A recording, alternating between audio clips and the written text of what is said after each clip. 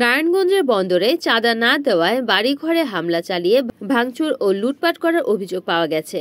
এ সময় প্রতিবাদ করায় নূর মোহাম্মদ মিয়াকে পিটিয়ে আহত করে স্থানীয় কিশোর গ্যাংয়ের সন্ত্রাসীরা। মঙ্গলবার 25শে মার্চ বিকেলে বন্দর উপজেলার চরঘাড়মোড়া এলাকায় এ ঘটনা ঘটে। গুরুতর আহত নূর মোহাম্মদ মিয়াকে উদ্ধার করে নারায়ণগঞ্জ 300 শয্যা বিশিষ্ট খানপুর হাসপাতালে ভর্তি করা হয়। এই ঘটনায় রাতেই আহত নূর মোহাম্মদ মিয়া বাদী হয়ে 5 জনের নাম উল্লেখ সহ আরও 7 থেকে 8 জনকে অজ্ঞাতনামা আসামি করে বন্দর থানায় একটি লিখিত অভিযোগ দায়ের করেছেন।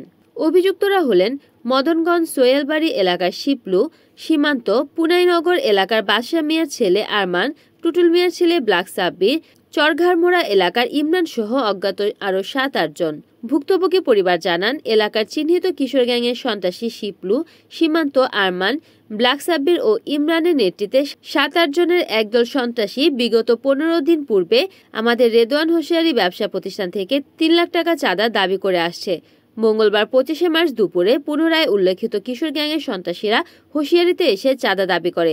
চাঁদা দিতে অস্বীকার করায় সন্ত্রাসীরা দেশীয় অস্ত্রে সজ্জিত হয়ে নূর মোহাম্মদকে পিটিয়ে জখম করে এবং আমাদের ঘরে থাকা আসবাবপত্র, টিভি, ওয়ার্ড্রপ সহ বিভিন্ন মালপত্র ভাঙচুর করে প্রায় 2,80,000 টাকার ক্ষতি সাধন করে এবং আলমারি ভাঙচুর করে নগদ টাকা সহ স্বর্ণালংকার ও একটি মোবাইল নিয়ে যায়।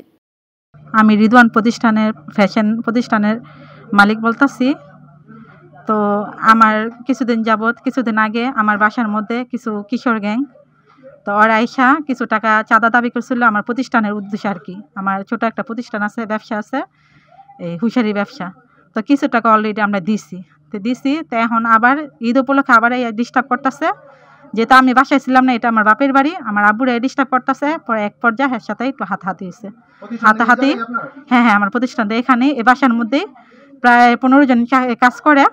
তো সবাই ঘটনাস্থলে ছিল।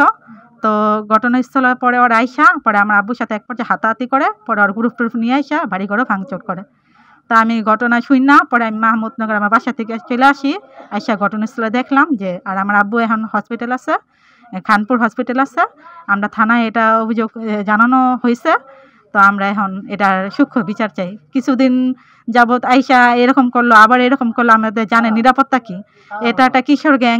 আপনার আছে এই শিপলু, তারপর আরমান, পিতা আবুল বাদশাহ, তারপরে আপনার বেলাল, সাব্বির, সীমান্ত, ইমরান, সৌরভ, আরও অনেকে আছে যাদের নাম আমি বলতে পারতেছি না। এখানে আহত কারখানায় একজনকে আহত করছে, পায়ে ব্যথা পাইছে। আর আপনার বাড়িঘর অনেকটাই ভাঙচুর করছে, যা আপনাদের ভিডিওর মধ্যে আপনারা পাইবেন। আর আপনার আমার আব্বা বয়স আপনার 75 বছর, আপনি স্ট্রোকের রুগী।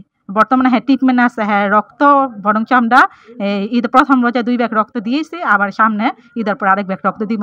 ট্রিটমেন্টে চলতেছে, মেডিস্টারের ট্রিটমেন্টে চলতেছে। ওনারা আহত করছে, উনি এখন খানপুর হসপিটালে আছে। এখন আমরা দাবি, আমার বর্তমানে আমার গার্জেন বলতে আমার আব্বা, আমার একটা ভাই থাকে এই বাসায়। এর মধ্যে আমার আর কোনো পুরুষ পোলা নেই। এত বড় বাড়ির মধ্যে এরা 2 জনে থাকে, 2টা মহিলা থাকে। আমি তো থাকি আমার শ্বশুর বাড়িতে। এদের জানে নিরাপত্তা কি? এরা যে এখানে থাকবে, এরা কি বাড়ি গোছা রেখে চলে যাব? এদের কি এই যে সুযোগ দিব?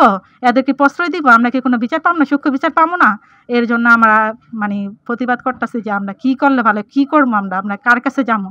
আমরা তো এখন অসহায়ের মতন হয়ে গেছি। Desk report, NN TV, Narayanganj.